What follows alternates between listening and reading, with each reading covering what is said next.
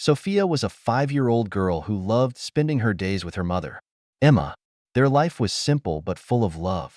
Emma did everything she could to make her daughter feel special. She prepared Sophia's favorite meals, helped with schoolwork, and read bedtime stories every night. But everything changed on an ordinary day that started like any other but ended in devastation. That morning, Sophia went to school, unaware it would be the last time she saw her mother. It was late afternoon when the school principal entered the classroom and called Sophia. The serious tone in her voice and the worried look on her face signaled that something was wrong. Sophia was taken to the principal's office, where her father, Mark, was waiting. He stood by the window, his hands in his pockets, staring out at something in the distance. When Sophia entered, he turned his head slowly and sighed. "Sophia," he began, his voice strained. "Your mother, she had an accident. She's gone." Those words hit Sophia like a blow. "What? What do you mean?" she asked, her voice trembling and her eyes wide with disbelief. Mark remained still, avoiding his daughter's gaze. "She's dead, Sophia. There's nothing more to be done," he said with a coldness that seemed unfathomable given the gravity of the news. Sophia began to cry, but Mark didn't hug her or try to comfort her. He just stood there, as if incapable of dealing with her pain or even his own. That night, back in a house that now felt emptier and larger than ever, Sophia sat on the couch, hugging a pillow. The silence was oppressive. Mark entered the room, looked at his daughter for a few seconds, and said, "You'll have to be strong. Things have changed, but we have to move on." With that, he went to his bedroom, leaving Sophia alone to cope with her grief. In the days that followed, Mark's coldness became more evident. He seemed to avoid speaking about Emma, as if pretending nothing had happened. Sophia, however, couldn't stop thinking about her mother. One day, she tried to talk about how much she missed her. "Dad, Mom used to make pancakes on Saturdays. Can we do that too?" she asked. Without even looking up from his newspaper, Mark replied, "That won't bring your mother back. It's best to stop dwelling on it." Sophia lived alone with her father in the same house that once radiated warmth. Mark wasn't just cold, he was strict. If Sophia left something out of place or forgot to do a chore, he was quick to reprimand her. "Sophia, I've told you to put your things away. I won't keep cleaning up after you," he'd say in a tone that made her shrink. The love she had felt with Emma seemed like a distant memory, almost like a dream she couldn't grasp anymore. The nights were especially hard. Sophia lay awake in her bed, staring at the ceiling, remembering the stories her mother used to tell her before sleep. Mark never did that. Instead, he would say a curt good night, if he said anything at all, and close the door without another word. Sophia felt a loneliness she had never experienced before, as if lost in a world she no longer understood. Despite everything, she still tried to find something good in her father. Maybe he was just sad, like she was. Maybe the pain of losing Emma had made him this way. But until she figured it out, Sophia had to face day after day the coldness and severity that now defined her life with Mark. The first time Grace visited Sophia after Emma's death, her heart broke at the sight of the little girl. Sophia seemed smaller, thinner, with a vacant look Grace had never seen before. The house, once full of life when Emma was around, now felt cold and disorganized. Grace knew the loss of her daughter was painful, but what worried her most was the environment Sophia was growing up in. As always, Mark appeared indifferent. He greeted Grace with a quick nod and disappeared into his room, leaving the two alone in the living room. "How are you, sweetheart?" Grace asked, sitting beside Sophia on the couch. The girl shrugged, staring at the floor. "I'm fine, Grandma," she murmured, though her voice was far from convincing. Grace held her granddaughter's hand and noticed how cold it was. "Have you been eating well? You look so thin," she pressed, her tone filled with concern. Sophia simply nodded, but the silence that followed was enough for Grace to know something was wrong. In the days that followed, Grace began visiting Sophia more frequently, always trying to coax a smile from her or learn more about how things were going with Mark. But each visit revealed something more troubling. The girl was more withdrawn than ever, and her behavior showed signs of anxiety.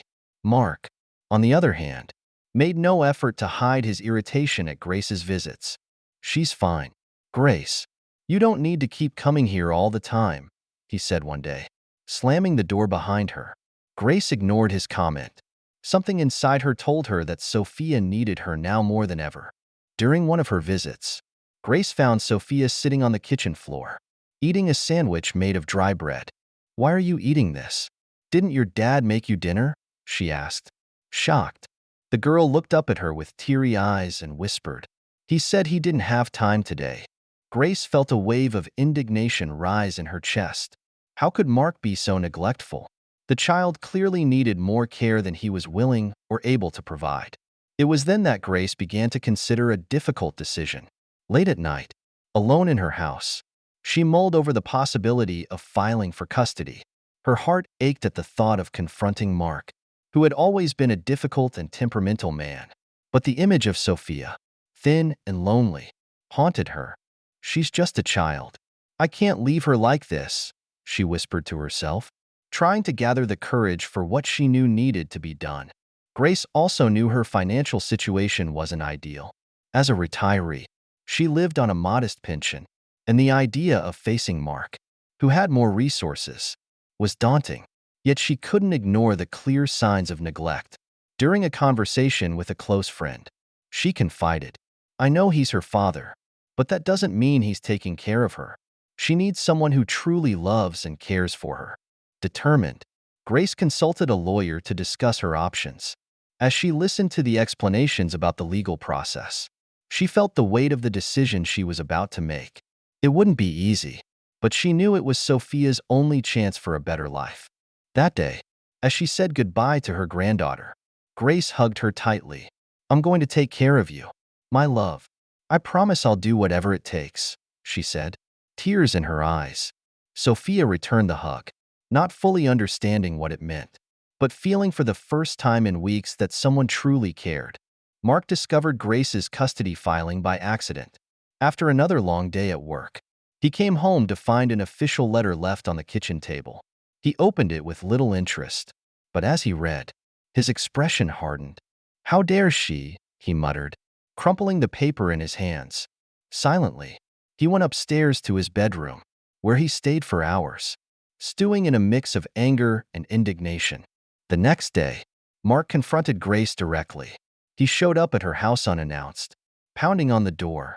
When Grace opened it, he barged in without invitation. "What is this? You think you can just take my daughter from me?" His voice was sharp, almost a roar. Grace, staying calm, responded, "Mark, I have no choice. Sophia needs someone who cares for her, who loves her, and you're not doing that." Grace's firmness didn't intimidate him. Instead, it only fueled his rage. He pointed a finger at her, shouting, "If you think you'll succeed, you're sorely mistaken." Mark's initial hostility soon gave way to a calculated strategy. He realized that threats wouldn't get him anywhere, so he decided to act differently. In the days that followed, he began treating Sophia in a way he never had before. "Do you want to go to the mall tomorrow? We can buy some things for you," he suggested one evening, forcing a smile. Sophia, skeptical, nodded hesitantly. It felt strange to see her father trying to be affectionate, and she didn't know how to react. Mark bought expensive toys, new clothes, and even took Sophia on outings she had never imagined. During one of these outings, he said, "See how much fun we can have together? I'm your dad. Sophia, we're family. We don't need anyone else." Although Sophia was touched by the sudden attention, she couldn't shake the feeling that something was off. His behavior seemed more like a performance than a genuine display of love. In addition to his attempts to win Sophia's trust, Mark also began planting doubts about Grace. During dinner, he casually remarked, "You know, your grandma is getting old. Taking care of a child like you must be very hard for her." Sophia looked at him, confused, but said nothing. It was clear he was trying to manipulate her, which only deepened her discomfort with him. Mark went even further by fabricating false evidence against Grace. One evening, while Sophia was in her room, he called a friend, asking for help creating a story to discredit her grandmother. "She doesn't have money," lives in a crumbling house. Who in their right mind would give custody of a child to someone like that? He whispered over the phone, his tone low but filled with determination. Mark was willing to do anything to win. However, Sophia began to sense that her father's behavior was strange and contradictory. The coldness he had shown before was still there, but now it was accompanied by a superficial layer of kindness. It was as if he were wearing masks, switching them as needed. Sophia felt there was more to his actions than she could fully understand. One night, Sophia overheard her father talking on the phone. "If Grace wins custody, I'm finished," he said, his voice urgent.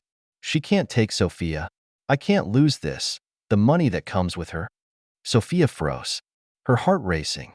Money? She struggled to steady her breathing as she listened to more of the conversation. "I've already planted stories about her instability," Mark continued, "but I need you to help me with the documents. It has to seem like she's completely unfit to care for a child. She's old, frail, and Sophia will only suffer with her."